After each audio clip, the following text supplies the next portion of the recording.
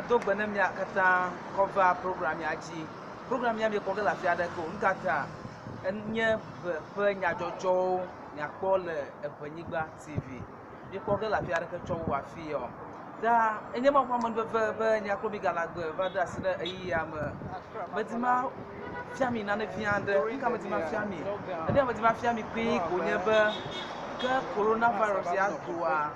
le Ghana ya makata Ghana fia ha jiru doa edesebe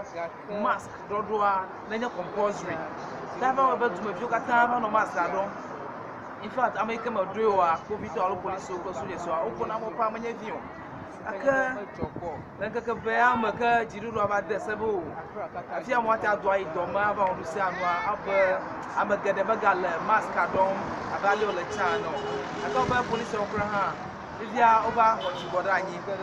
da mi akona nada le jinu via na be ba ya amomoti ga no do no asime ba mo aka mi ko egbe me mira pe asiala modora da mi to mi ko alia modora asiama afia nye makola katamantu kashi tudu pe nia pe marketing ya aka fia street ema mi ko asiama to pro na ko mi gara fi ma mele isio akanya to yo na nye ba Christian adiabo alo service akana